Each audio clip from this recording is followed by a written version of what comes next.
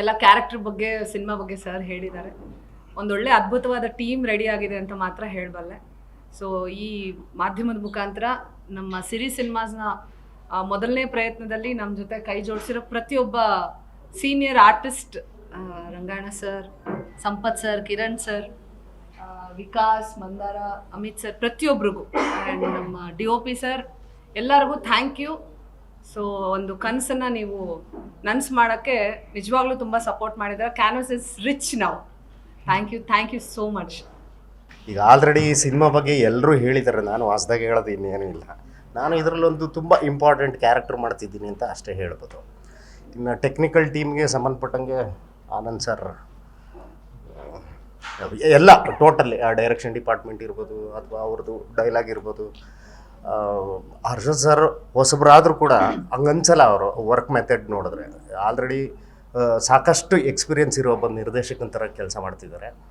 ಮತ್ತು ಇನ್ನು producer madam ಅವರು ಯಾವತ್ತೂ ಸೆಟ್ಟಲ್ಲಿ ನಾನೊಬ್ಬ ಪ್ರೊಡ್ಯೂಸರ್ ಅಂತ ಬಿಹೇವ್ ಮಾಡಿದ್ದಿಲ್ಲ. ಫ್ರೆಂಡ್ಲಿಯಾಗಿರ್ತಾರೆ ಎಲ್ಲರ ಜೊತೆ.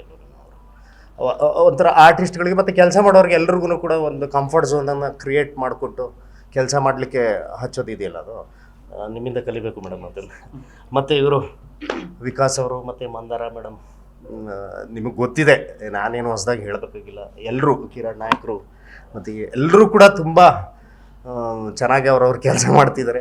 ಇವರೆಲ್ಲರ ಜೊತೆ ಕೆಲಸ ಮಾಡಲಿಕ್ಕೆ ನನಗೆ ಅವಕಾಶ ಸಿಕ್ಕಿತ್ತು, ನಾನು ಅದೃಷ್ಟ ಅಂದ್ಕೊಳ್ತೀನಿ. Thank you sir. ನಾನು ಪಾತ್ರ ಕೊಟ್ಟಿದ್ದೀನಿ ಸರ್, ಮಾಡ್ತಾಯಿದ್ದೀನಿ. ಪಾತ್ರಧಾರಿ ಸರ್, ಕಲಾವಿದ.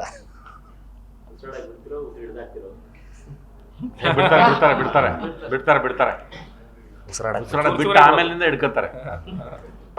ಪಾರ್ಥನ್ ಪ್ರಪಂಚ ಸಿನಿಮಾ ಎಲ್ಲರೂ ಹೇಳ್ದಾಗೆ ಇವಾಗ ಏನು ಅದ್ರದ್ದು ಲೈನ್ ಅಂತ ಹೇಳಿ ನಿಮ್ಗೆಲ್ರಿಗೂ ಗೊತ್ತಿದೆ. ಇದರಲ್ಲಿ 4 ಹಾಡುಗಳಿದ್ದಾವೆ.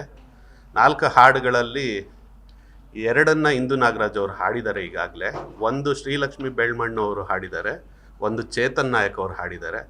ಇನ್ನು 2 ಸಿಂಗರ್ಸ್ ಹಾಡಬೇಕು, ಒಂದು ಜಸ್ಕರಣ್ ಸಿಂಗ್ ಅವರು ಮತ್ತು ಇನ್ನೊಂದು ಚೇತನ್ ಸೋಸ್ಕಾ ಅವರು. ಅದೆರಡು ನಮಗೆ ಪೆಂಡಿಂಗ್ ಇದೆ. ಈಗ ಶೂಟ್ ನಡೀತಾ ಇರೋದ್ರಿಂದ ಪ್ರಸ್ತುತ ಆ ಬ್ರೇಕ್ ಟೈಮಲ್ಲಿ ರೆಕಾರ್ಡ್ ಮಾಡ್ಕೊಳ್ಳೋಣ ಅಂತ ಹೇಳಿ ಶೆಡ್ಯೂಲ್ ಮಾಡ್ಕೊಂಡಿದ್ದೀವಿ ಸರ್. ಸಿಗುತ್ತೆ ಸರ್, ಸಿಗುತ್ತೆ. ಯಾಕೆ ಅಂತಂದರೆ ಯೂಶ್ವಲಿ ರೆಗ್ಯುಲರ್ ಪ್ಯಾಟರ್ನಲ್ಲಿ ಸಾಂಗ್ಸ್ ತೊಗೊಂಡೋಗಿಲ್ಲ ನಾವು. ಒಂದು ಪಲ್ಲವಿ ಚರಣ, ಇನ್ನೊಂದು ಚರಣ, ಎಂಡ್ ಪಲ್ಲವಿ, ಆ ಥರ ಮಾಡಿಲ್ಲ. ಒಂದು ಪಲ್ಲವಿ ಚರಣ ಇಷ್ಟೇ, ತುಂಬ ಕಾಂಪ್ಯಾಕ್ಟಾಗಿ ಇಟ್ಕೊಂಡಿದ್ದೀವಿ. ಈಗೆಲ್ಲ ಮ್ಯಾಕ್ರೋ ಅವು ಇವು ಎಲ್ಲ ಬರ್ತಾ ಇರೋ ಸೀರೀಸ್ ಎಲ್ಲ ಬರ್ತಾ ಇರೋದು ನೋಡಿದ್ರೆ ಆಡಿಯನ್ಸ್ಗೆ ಪೇಷನ್ಸ್ ಕಡಿಮೆ ಇದೆ.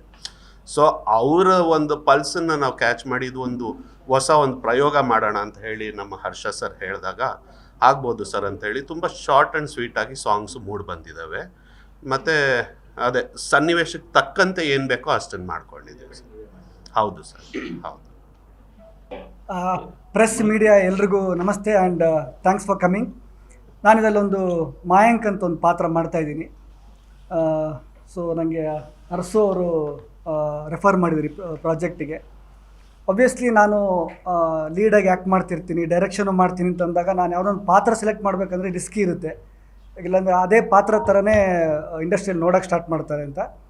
ಸೊ ಈ ಪಾತ್ರ ನಂಗೆ ಹೇಳಿದಾಗ ಇಟ್ ವಾಸ್ ವೆರಿ ಇಂಟ್ರೆಸ್ಟಿಂಗ್.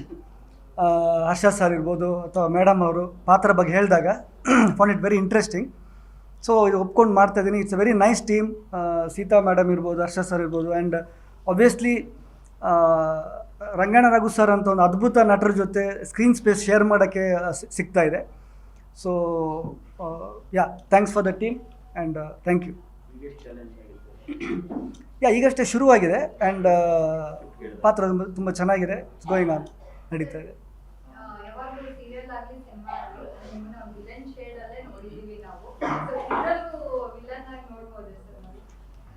ಹಾಂ, ಇದು ನೆಕ್ಸ್ಟ್ ಪ್ರೆಸ್ ಮೀಟಲ್ಲೇನೋ ಹೇಳ್ಬೋದು ಅಂತ. ಈ ಸಸ್ಪೆನ್ಸ್ ಜಾನರ್ ಆದ ಕಾರಣ ಸೊ ಈಗಲೇ ಏನೋ ರಿವೀಲ್ ಮಾಡೋದು ಕಷ್ಟ ಆಗುತ್ತೆ. ಸೊ ನೆಕ್ಸ್ಟ್ ಪ್ರೆಸ್ ಮೀಟಲ್ಲಿ ಆಬ್ವಿಯಸ್ಲಿ ಇನ್ನೊಂದಷ್ಟು ವಿಷಯಗಳು. ಹೌದೌದು, ಇಲ್ಲ ಜನ ನನ್ನನ್ನು ಆಬ್ವಿಯಸ್ಲಿ ಹಂಗೆ ಅನ್ಕೋತಾರೆ. ಇನ್ನು ಅದೇ ಪಾತ್ರ ಆಲ್ಮೋಸ್ಟ್ ಮಾಡ್ತಿರೋ ಕಾರಣ ವಿಲನ್ ಏನೋ ಅಂತ. ವಿಲನ್ ಇರ್ಬೋದೇನೋ, ಗೊತ್ತಿಲ್ಲ.